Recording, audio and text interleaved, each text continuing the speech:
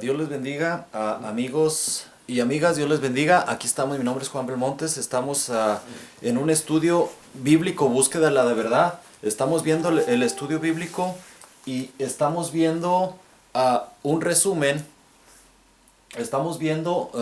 un resumen de la Biblia, de Génesis, Apocalipsis. A ver, vamos a ver. Sí, aquí le vamos a poner, ponle modo avión. Entonces, ok. Vamos a ver un resumen de Apocalipsis. Es el estudio bíblico, búsqueda de la verdad. Y ahorita estamos en el estudio, vamos a hablar de las señales en este estudio. El estudio pasado había sido el arrebato, el estudio 16. Ahorita estamos en el estudio 17. Sí, es el estudio 17. Y bueno, vamos a ver de las señales. El estudio pasado habíamos visto del arrebato, ¿verdad? El arrebato cuando la iglesia, Cristo viene por la iglesia. Pero antes que venga Cristo por la iglesia, va a haber señales. Va a haber señales.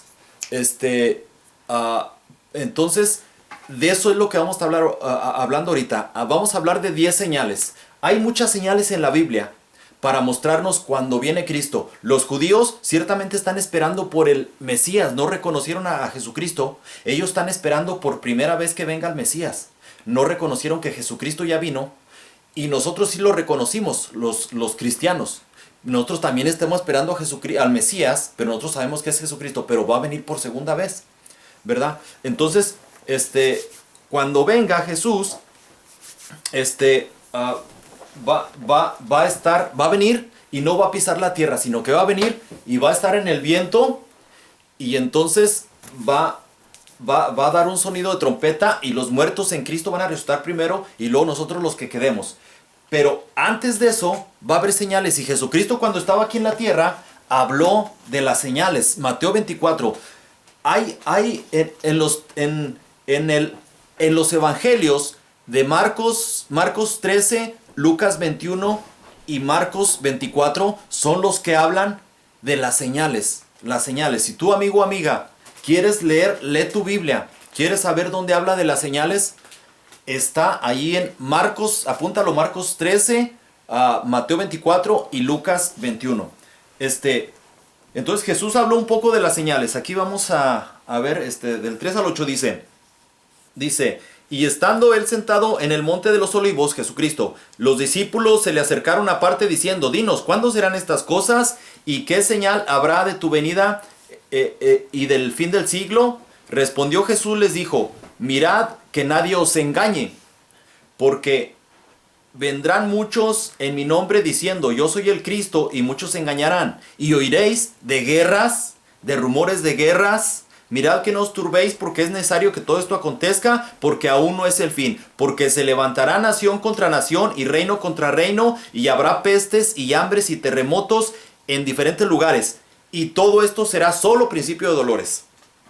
Eso es lo que el Señor Jesucristo, y todo Mateo ahí se pasa hablando de las señales, pero hay que poner atención que aquí hay 3 preguntas, ¿verdad? Aquí los discípulos le hacen 3 preguntas. Una de las preguntas le dicen, ¿cuándo será el templo derribado? Bueno, porque en 24, desde el 1, comenzando, dice, esto no lo leí, pero lo voy a leer. 24:1 dice, cuando Jesús salió del templo y se iba, se acercaron sus discípulos para mostrarle los edificios del templo, y respondiendo él les dijo, ¿veis todo esto? De cierto os digo que no quedará aquí piedra sobre piedra que sea derribada. O sea, los discípulos le hablaron a Jesús, como que lo llevaron, le mostraron.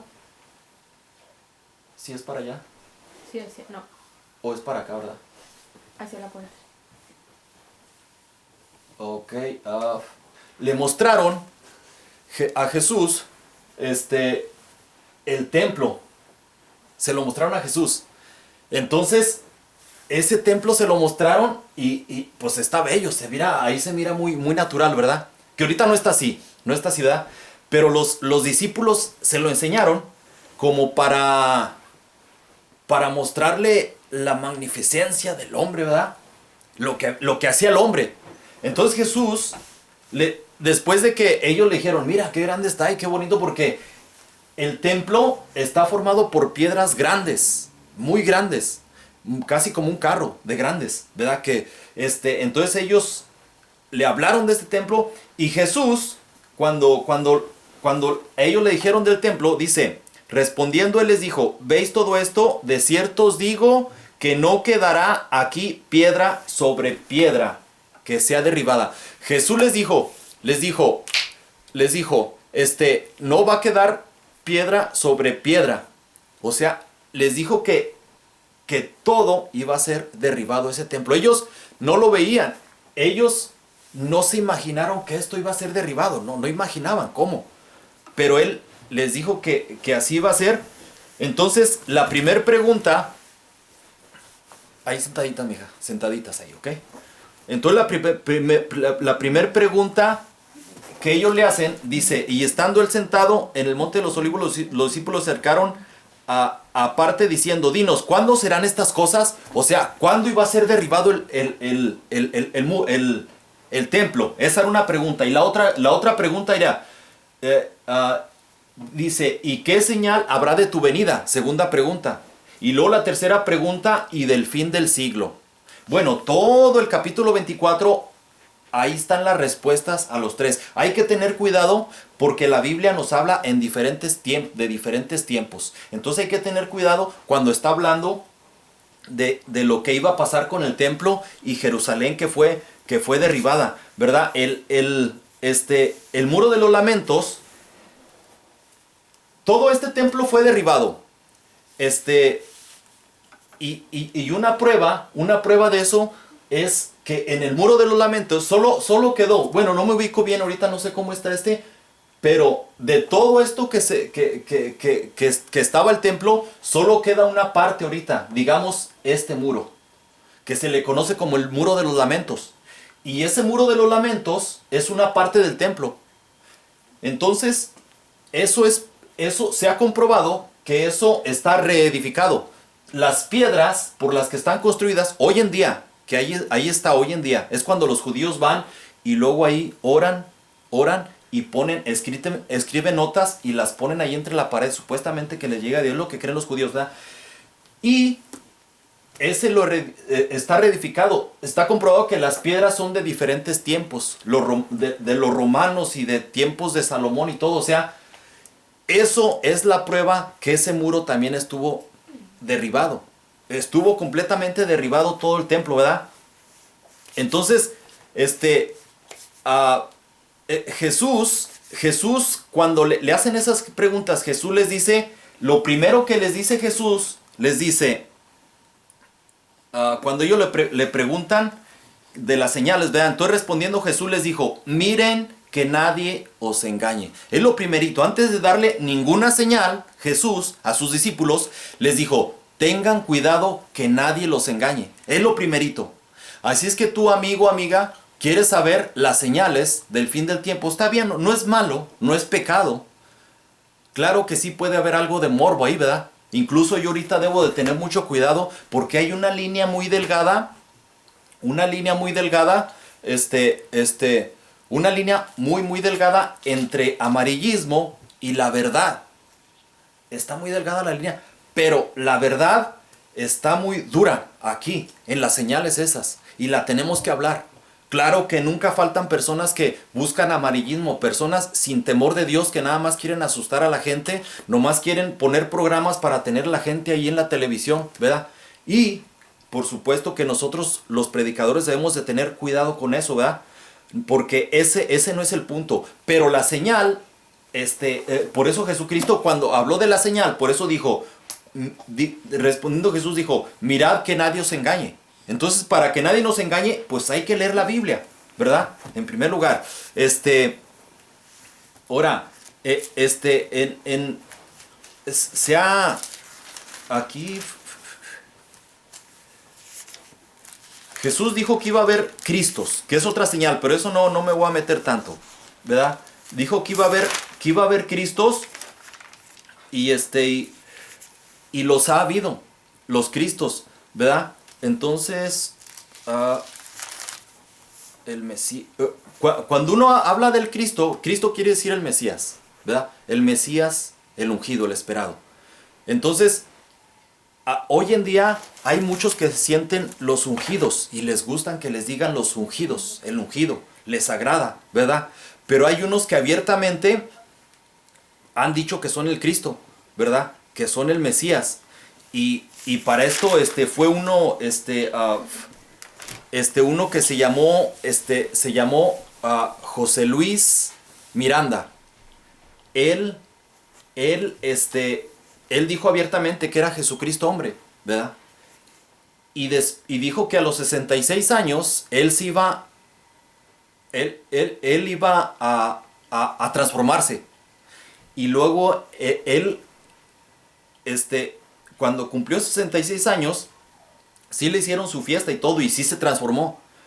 Pero se transformó en un hombre muy viejito, estaba robusto así, y de repente se enfermó y se murió. Pero él tuvo muchos seguidores y estaba escrito en Mateo 24, dice, porque se levantarán falsos cristos y falsos profetas y harán grandes señales y prodigios de tal manera que engañarán, si fuere posible, a los escogidos. Lo peor, que él engañó a mucha gente. Y después de que murió él, supuestamente él no iba a morir, pero sí murió. Pero lo peor de todo eso, que la esposa dijo que él fue a descansar, que estaba planeado, y que él reencarnó en ella. Y dice que ya no son el padre y el hijo, sino que la madre y el padre. Y dice que se hizo llamar Melquisedec, Lisbeth, Cristo mujer. Y ahorita tiene sus seguidores y le adoran a ella. Y por cierto, para acabarla de amolar, ellos marcan a sus seguidores con el número 666 y con la SSS. Salvos, siempre salvos. Engañando, o sea, están engañando. O sea, de que se levante Cristo, cualquiera se puede levantar y cualquiera puede decir. Y uno puede decir, ese está loco. Pero lo peor es que no solo se van a levantar, sino que van a traer muchos seguidores, los van a engañar, dice, porque se levantarán falsos cristos y falsos profetas y harán grandes señales y prodigios de tal manera que engañarán, si fuera posible, aún a los escogidos. Bueno, eso va a pasar y eso se ha estado cumpliendo. Pero ahorita vamos a hablar de las otras señales, pero la primer señal cumplida es el templo que fue derribado. Entonces, en el año 70, bueno, ahorita vamos a hablar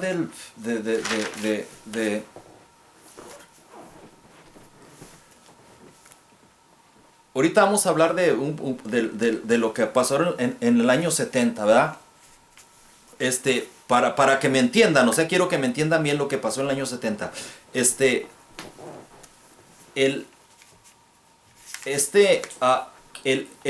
Había un general que fue el general Tito, hijo de Vespasiano, y en el año 70 él fue el que fue y derribó al templo, ¿verdad? En primer lugar era era Nerón emperador, y Nerón de emperador mandó a Vespasiano, que era su general, mandó destruir Jerusalén. Y después hubo un problema, como en 5 o 6 años hubo 4 emperadores, 4 o 5. Entonces se suicidó Nerón, y después y otros también que se suicidó, y otro que lo mataron. Fueron 4 o 5 emperadores en un determinado tiempo, en muy poco tiempo, 5 o 6 años. Y al final quedó Vespasiano como emperador, casi forzado. Entonces él mandó, eso fue como en el 65. Entonces ya en el 70 ya mandó a su hijo Tito. A su hijo Tito el general, que fue el que destruyó Jerusalén. Que hay, si te vas a la historia, en la historia hay, estuvo triste la historia de lo que estuvo pasando, porque lo que pasó es que hubo mucha hambre. Cerraron ahí Jerusalén, la sitiaron, que no entrara nada, ni saliera que no entrara nadie, ni nada, ni comida, ni nada. Entonces pasaron mucha hambre y al final entraron ya cuando estaban en la hambre, muriéndose todos, sin armas. Entonces entraron los romanos y la destruyeron y se encargaron de destruir el templo. Y allá en el mar, en el arco de Tito, está en Jerusalén uno que se llama el arco de Tito, de este general. E incluso ahí aparecen en un cuadro los soldados cargando con los tesoros del templo. Los llevan cargando, van saliendo, ¿verdad? Eso, entonces, Josefo fue el historiador, que es muy... Josefo fue intérprete, fue un judío, intérprete que lo secuestraron, lo metieron a la cárcel, al último terminó siendo el intérprete de Vespasiano y de Tito. Entonces, una fuente muy confiable. Él tiene la historia, él todo esto, parte de lo que le estoy diciendo, está escrito en los escritos de Josefo. Entonces, él escribe y dice que en aquellos tiempos hubo una mujer que incluso se llegó a comer a su hijo, porque no había comida.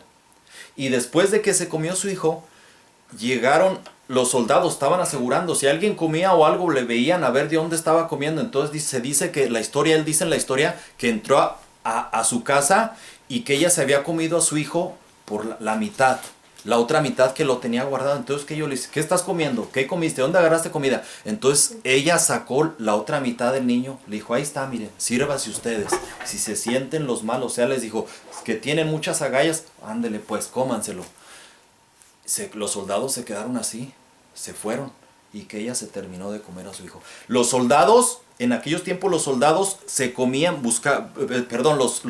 los judíos trataban de comerse la suela, el cuero, los cintos, los guaraches, o sea, trataban de buscar cualquier cosa que pudiera ser comestible. Así estuvo, ¿verdad? Entonces, eso fue lo que pasó. Entonces, a ver,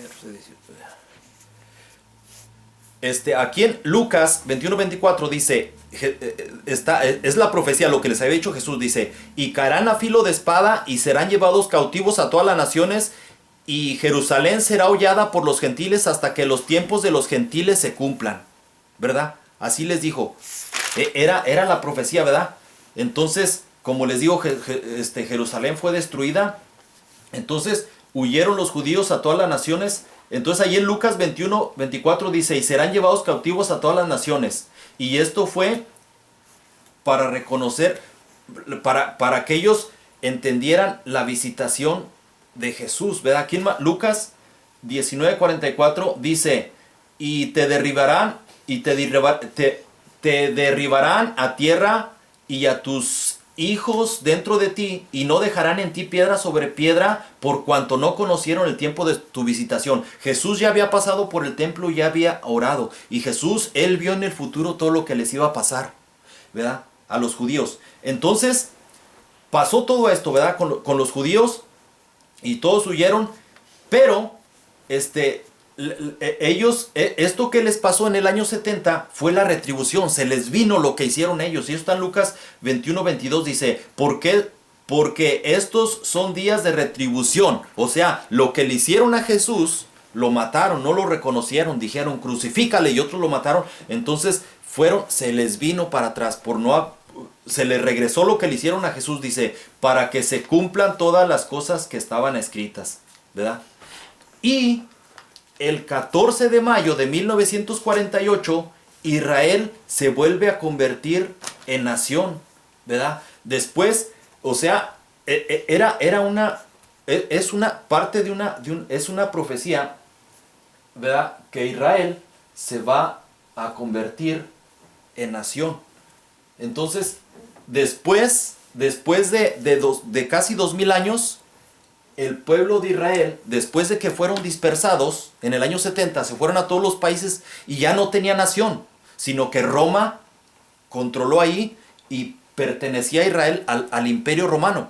Entonces se fueron por todas las naciones, pero Dios ya había profetizado, que es otra es una señal, ¿verdad? Es una señal de la que le estoy diciendo, que los judíos iban a regresar a su tierra, y se cumple la profecía en el año 1948, el 14 de mayo, el pueblo de Israel, las Naciones Unidas, después del Holocausto, cuando en Hitler, en Alemania, mató aproximadamente 6 millones de judíos.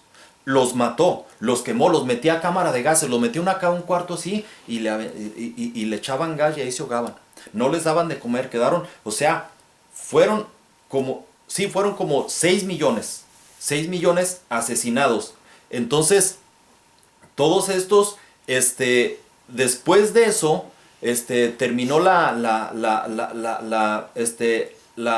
Segunda Guerra Mundial, y las Naciones Unidas deciden darle a Israel su nación, como nación, ¿verdad? A darle al pueblo de Israel. Entonces el 14 de mayo de 1948 se convierte otra vez Israel en una nación.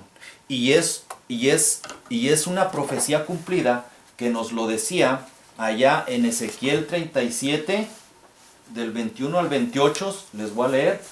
37 del 21 al 28 dice: y les diráis, así dicho Jehová el Señor, he aquí yo tomo a los hijos de Israel de entre las naciones a las cuales fueron, y los recogeré de todas las partes, y los traeré a su tierra, y los haré una nación en tierra en los montes de Israel, y un rey será a todos ellos por rey, y nunca más serán dos naciones, y nunca más serán divididos en dos reinos, ni se contaminarán ya más con sus ídolos, con sus abominaciones y con todas sus rebeliones, y los salvaré de todas sus rebeliones con las cuales pecaron, y lo limpiaré, y me serán por pueblo, y yo seré a ellos por Dios. Mi siervo David será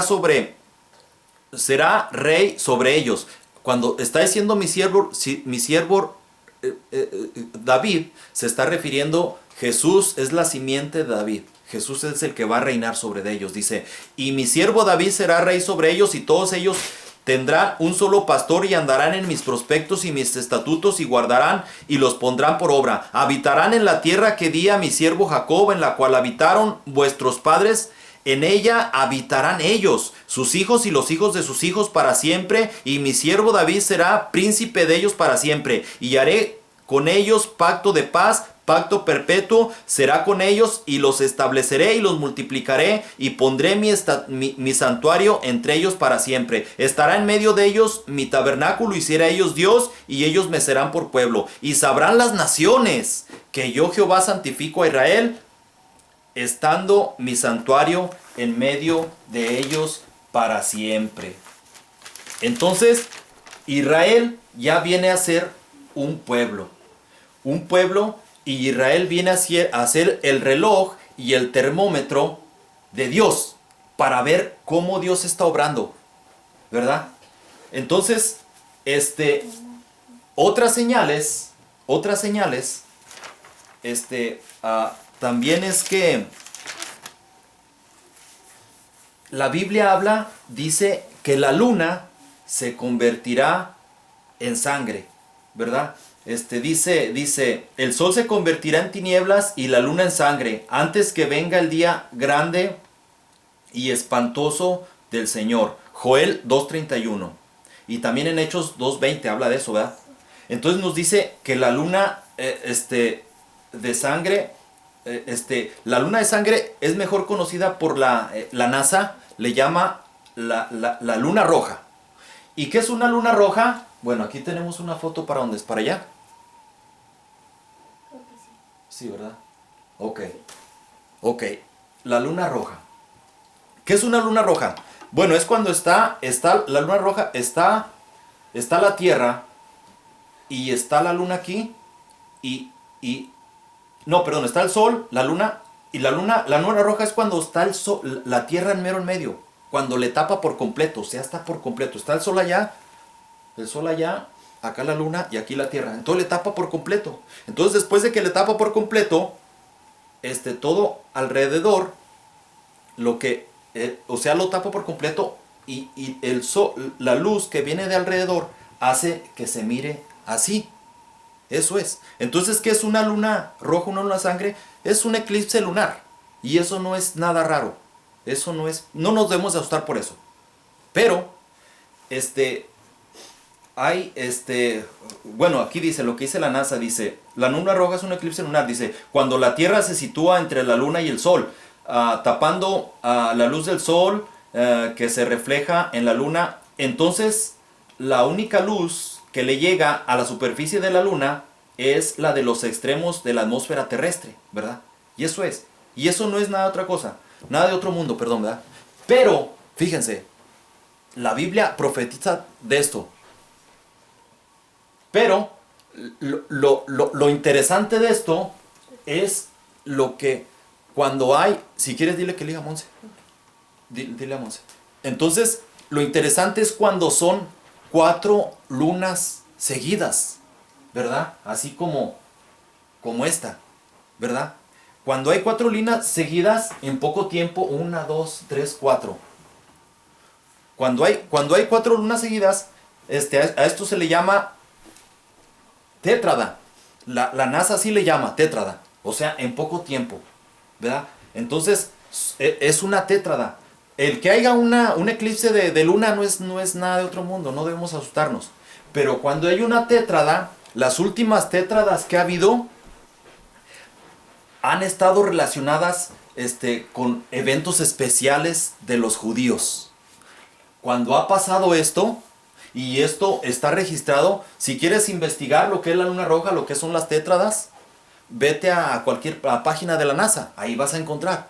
Y vas a encontrar las fechas. Y fíjate, lo que ha pasado con las últimas tétradas, han pasado eventos relacionados con Israel. ¿Qué eventos?